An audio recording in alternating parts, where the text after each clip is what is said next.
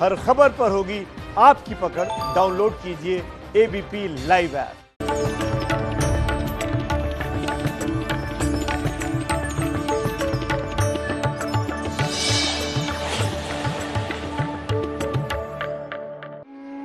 उच्च रक्तचाप, hypertension, high blood pressure एक ऐसी बीमारी जिससे दुनिया के करोड़ों लोग जूझ रहे हैं। स्ट्रेस, तनाव इसका सबसे बड़ा कारण।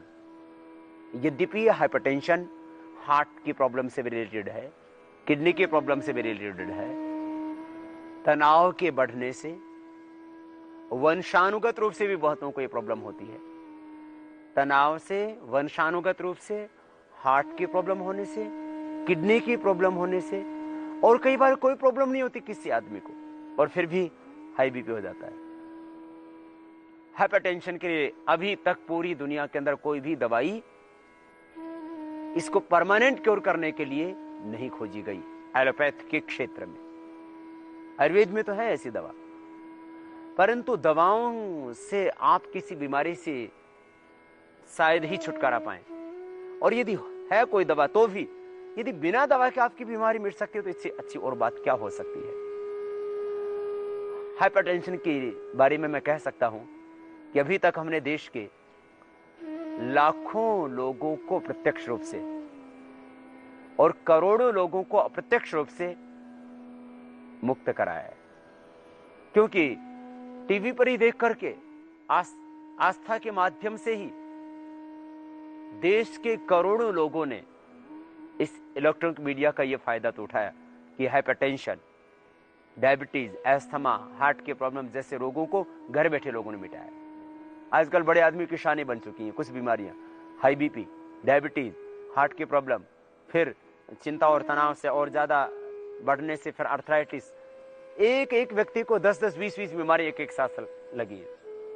हमने ये जो प्रोग्राम है योग का, इसलिए इसको 7 मुख्य प्राणायाम, 7 कुछ सूक्ष्म व्यायाम और लगभग 7 आसन उसी के ऊपर केंद्रित किया कि एक व्यक्ति इतना ही कर ले तो पर्याप्त है। आज हम हाइपरटेंशन के बारे में खास बताने वाले हैं। प्राणायाम तो वही होंगे, बस उनको करने का तरीका थोड़ा मध्यम गति, और बहुत हाइपरटेंशन है तो मंद गति, बहुत तीव्रता से नहीं करना। बस फिर कुछ अपने आहार में परिवर्तन करके कि इसके ऊपर आप पूरी तरह से नियंत्रण पा सकेंगे। मैं कहता हूं हाइपरटेंशन परमानेंट क्योर होता है। ऋषियों के योग के बल पर यह बात संभव हुई है, नहीं तो आज तक दुनिया में कोई भी व्यक्ति नहीं है जो कह सके कि हाइपरटेंशन परमानेंट क्योर होता है।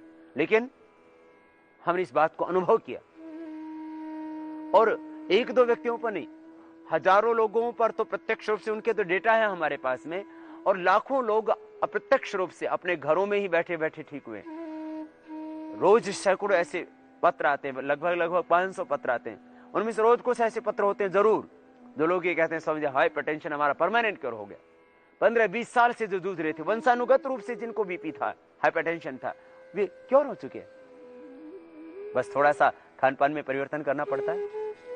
नमक की मात्रा कम लें, पानी की मात्रा ज्यादा लें। सुबह उठ करके पानी जरूर पिए, 1 से 4 ग्लास, आपको बीपी होगा ही नहीं। खाने के 1 घंटे बाद पानी जरूर पिए, खाने के 1 घंटे बाद पानी पिए, तुरंत बाद नहीं।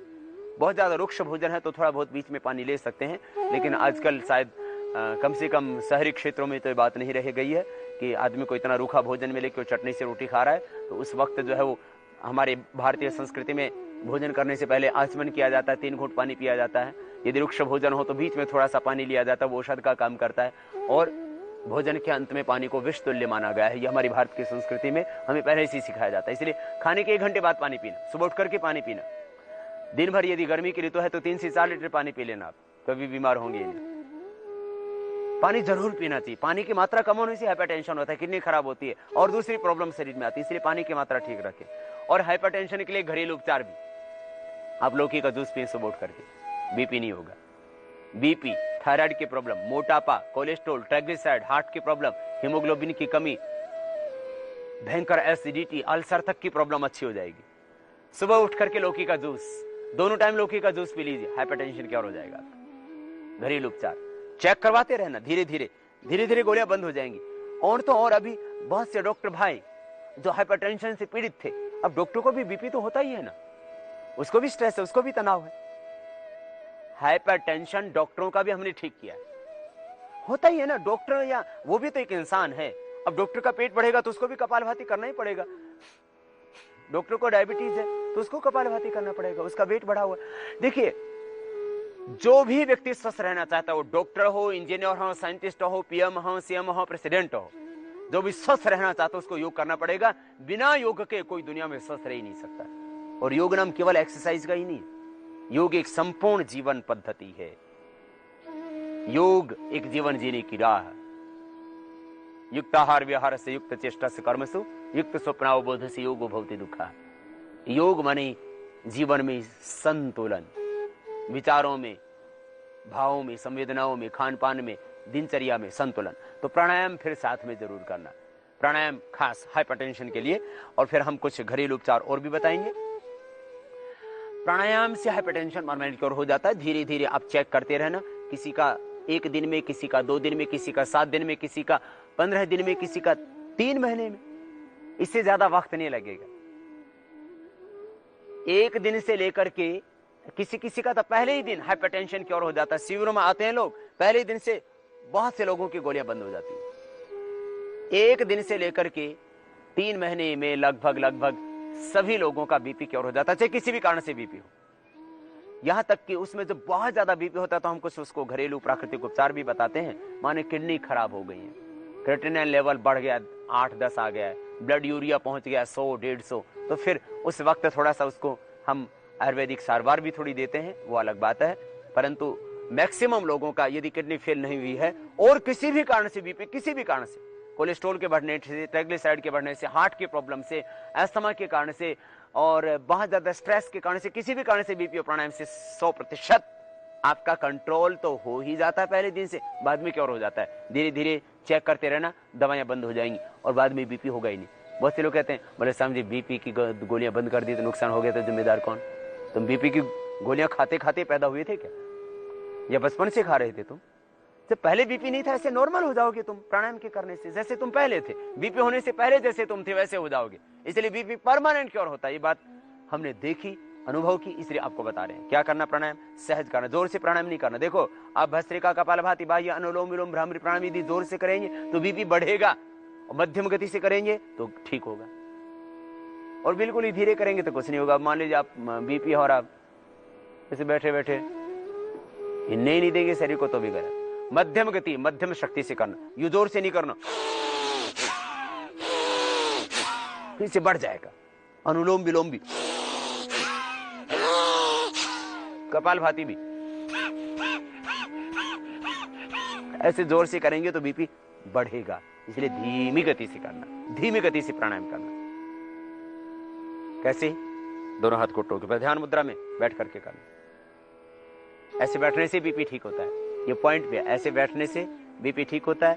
ये एक्यूप्रेशर का पॉइंट है, इसको दबाने से भी बीपी ठीक होता है। ये स्ट्रेस को, तनाव को, डिप्रेशन को, अवसाद को और भी तमाम समस्याओं को ठीक करती है। ये अंगुली यहां से ऐसे दबाने से भगवान ने सारे उपचार आपके हाथों में दिए हुए। आप ऐसे बैठ करके बीपी वाले कर सकते हैं और ऐसे भी बैठ के, ध्यान मुद्रा में भी बैठ के, सिद्धासन, सुखासन या पद्मासन, जिस आसन में आप बैठ सकें सीधे उसी में बैठ करके प्राणायाम करना आपको। यदि नीचे ना बैठ सके तो चेयर पर बैठ करके भी आपको प्राणायाम करना है। चेयर पर बैठ के आप प्राणायाम कर सकते हैं यदि नीचे बैठने में आप असमर्थ हैं तो। और आप सुखासन, सिद्धासन, पद्मासन, किसी भी एक आसन विशेष में सीधे बैठ करके प्राणायाम करेंगे। श्वासों को भीतर गहरा भरेंगे।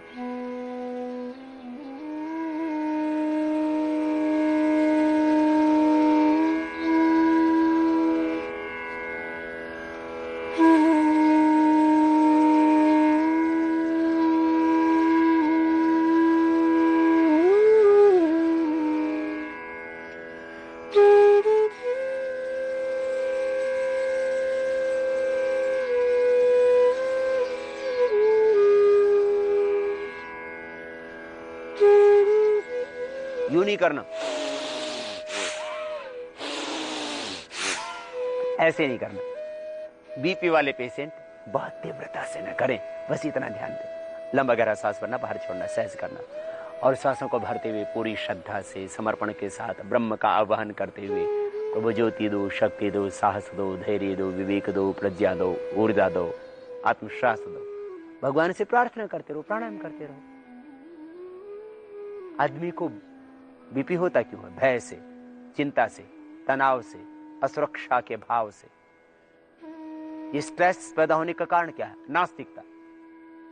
तुम आस्तिक होकर के प्राणायाम करो। आस्तिक माने अस्तित्व को स्वीकार करने वाला। आस्तिकता कोई ढोंग नहीं, पाखंड नहीं, आडंबर नहीं, अंधविश्वास नहीं। आस्तिकता का अर्थ है अपने अस्तित्व में आस्था रखो। तुम हो ना तो तुम आस्तिक हो, और तुम्हारा अस्तित्व किसी और की वजह से टिका हुआ है। तुम अपनी मर्जी से इस दुनिया में नहीं आए, नहीं अपनी इच्छा से इस दुनिया से तुम जाना चाहते हो। कोई ताकत है जो तुम्हें जीवन देती है, जिंदगी देती है, श्वास देती है, प्राण देती है, इस अस्तित्व को बनाए रखती है। और जब समय वक्त पूरा हो जाता है तो तुम्हें वापस बुला लेती है। इसलिए मौत के सामने सब मौन हो जाते, कहते हैं हाँ कोई ताकत जरूर है, क्योंकि उस समय तुम रहना चाहते हो और कोई शक्ति है जो तुम्हें बुला लेती है कि अब तुम्हारा काम हो गया, तुम आ जाओ। आस्तिकता का अर्थ अपने अस्तित्व को स्वीकार करना। आस्तिकता का अर्थ है उस विराट प्रभु को, उस सच्चिदानंद स्वरूप सर्वशक्तिमान परमेश्वर को स्वीकार करना, जो एक ऊर्जा है, एक एनर्जी है, एक सुप्रीम पावर, एक सुप्रीम एनर्जी जो पूरी दुनिया को चला रही है। दिखती नहीं हो, तुम भी दिखती कहां हो? शरीर दिख रहा है, और इस शरीर तो यहीं रहता है, जिसको हम मौत कहते हैं, मृत्यु कहते हैं। उस समय ये देह तो यहीं पर रहता है, इसके भीतर की कोई शक्ति निकल जाती है, उस शक्ति का कोई आकार नहीं। इसी तरह से ये विराट ब्रह्म, वो परमेश्वर जो निराकार होकर के सब आकारों को घड़ता है, जो अमूर्त रह करके सब मूर्त जगत का निर्माण करता है, उसके ऊपर आस्था रखना, भयभीत ना होना।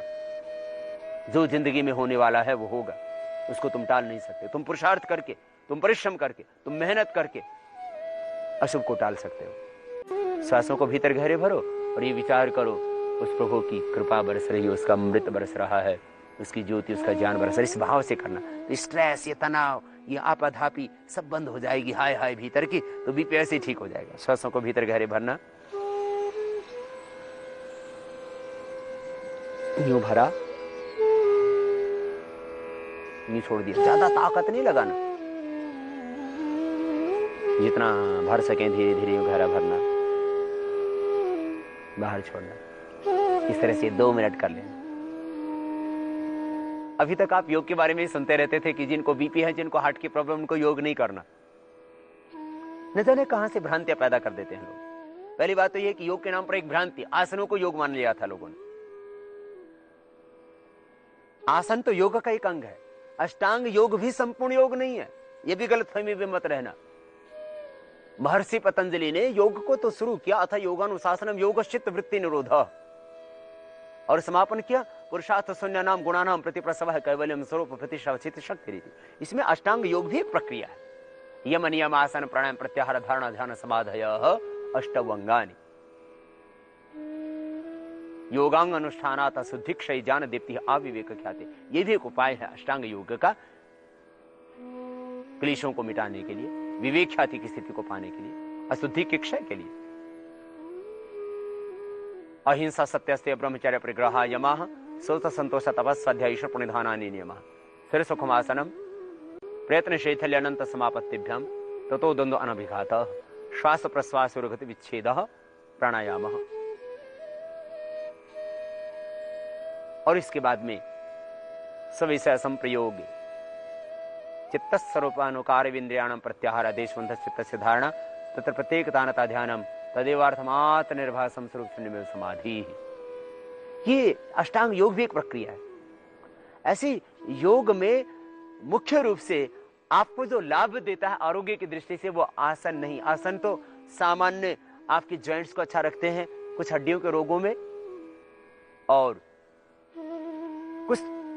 कुछ आसन आपके जो अंदर के ग्लैंड्स हैं, एंडोक्राइन सिस्टम, उसमें भी लाभ देते हैं, और मुख्य रूप से स्पाइन में लाभ करते हैं। बाकी सारा लाभ प्राणायाम से होता है, और आसन भी वे ही लाभ करते हैं जो प्राणायाम पूर्वक किए जाते हैं। इसलिए प्राणायाम करना, जिनको हार्ट की प्रॉब्लम है, जिनको बीपी है, वे प्राणायाम नहीं करेंगे तो मरेंगे। वैसे मरना तो सबको ही है, परंतु वो बिना मौत के मरेंगे। यदि प्राणायाम किया तो अपनी आयु तो सबको ही मरना है, मुझे भी अमर नहीं रहना, आपको भी अमर नहीं रहना। इसलिए मैं ठीक विपरीत कह रहा हूं। पहले आप सुनते थे बोले हार्ट की प्रॉब्लम है, बीपी की प्रॉब्लम है तो योग नहीं करना और प्राणायाम तो करना ही नहीं। ये गलत अवधारणा, इसको तोड़ो, प्राणायाम करो सहज और दोनों ही से मुक्ति पाओ।